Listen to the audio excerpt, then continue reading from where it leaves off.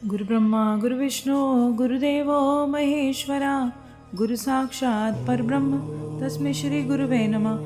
ओम श्री गणेशाय नमः। बोल शंकर भगवान की जय, बोल गौरा मैया की जय। हर हर महादेव। सती का योग अग्नि से अपने शरीर को भस्म कर देना, दर्शकों का हाहाकार करना, देखने वालों का हाहाकार करना, शिव पार्षदों का अपने प्राण त्याग देना और दक्ष पर आक्रमण, भृगुओं द्वारा उनका भगाया जाना और देवताओं की चिंता। ब्रह्मा जी कहते हैं, नारद, मौन हुई सती देवी अपने पति का सादर स्मरण करते हुए, अपने पति को याद करते हुए शांतचित्त होकर उत्तर दिशा की ओर मुख रख कर भूमि पर बैठ गई। उन्होंने विधिपूर्वक जल का आचमन करके वस्त्र ओढ़ लिया और पवित्र भाव से आंखें बंद कर ली और पति का चिंतन करती, शिव जी का चिंतन करती योग मार्ग में स्थित हो गई।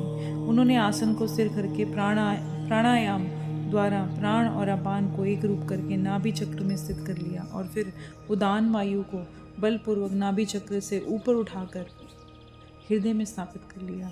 शंकर जी की प्राण वल्लभा अनिंदिता सती उस हृदय स्थित वायु को कंठ मार्ग से भ्रुकुटियों के बीच में ले गई और इस प्रकार से दक्ष पर कुपित हुई।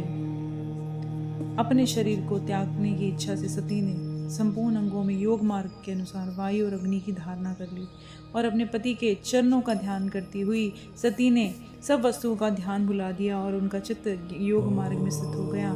इसलिए वहां उन्हें पति के चरणों के अतिरिक्त कुछ और दिखाई नहीं दिया। सती का निष्पाप शरीर तत्काल गिर पड़ा और उनकी इच्छा के अनुसार योग अग्नि में जलकर उसी क्षण भस्म हो गया। उस समय वहां से आए हुए देवता आदि ने ये घटना देखी और तब बड़े ही जोर से हाहाकार करने लगे। उनका वह महान अद्भुत विचित्र भयंकर हाहाकार आकाश में, पृथ्वी, जल पर सब ओर से फैल गया।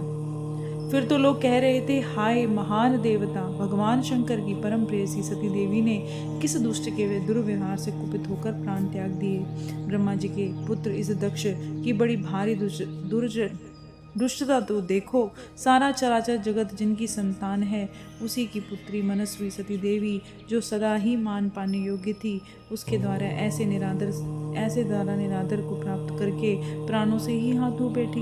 भगवान विषध्वज की प्रिया सती सदा ही सारे सत्पुरुषों के द्वारा सम्मानित और सम्मान पाने की अधिकारिणी थी। वास्तव में उनका हृदय बड़ा ही सहिष्णु है। वह प्रजापति दक्ष ब्राह्मण द्रोही है, इसलिए सारे संसार में उसे महान अपयश प्राप्त होगा।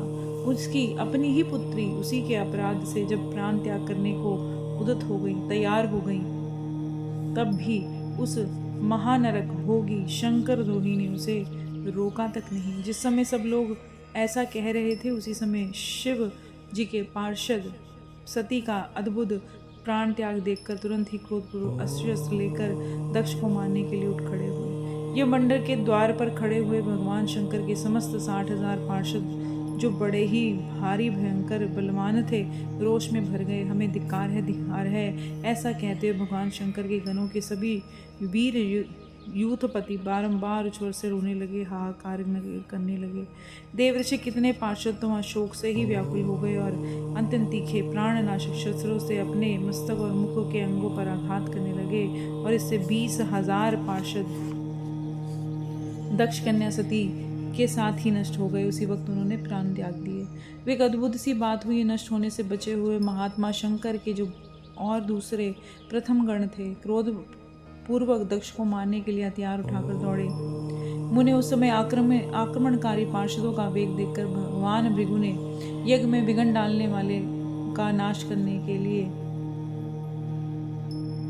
यजु मंत्र से दक्षिण अग्नि से आहुति दी और भृगु की आहुति देते ही यज्ञ कुंड से ऋभु नामक सहस्त्रों महान देवता, बड़े प्रबल वीर प्रकट हो गए और मुनीश्वरों सबके हाथ में जलती लकड़ियां थीं।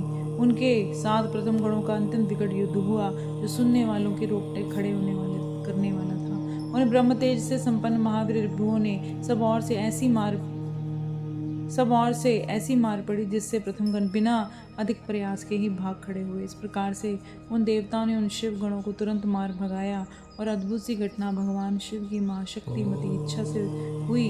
ये सारी शिव की इच्छा से हुई और सब देखकर ऋषि, इंद्रादि देवता, मरुदगण, विशेष विश्वदेव, अश्वनी कुमार, लोकपाल चुप ही रहे। कोई भी सब ओर से आकर वहाँ भगवान विष्णु से प्रार्थना करते थे कि किस तरह से विघ्न टल जाए।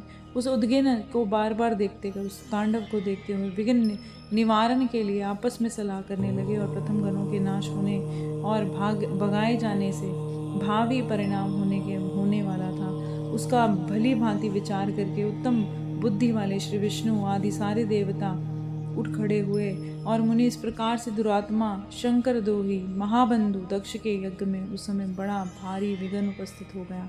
बड़ा भारी विघ्न आ गया, रुकावट आ गई। बोल शंकर भगवान की जय, बोल गौरा मैया की जय। हर हर महादेव।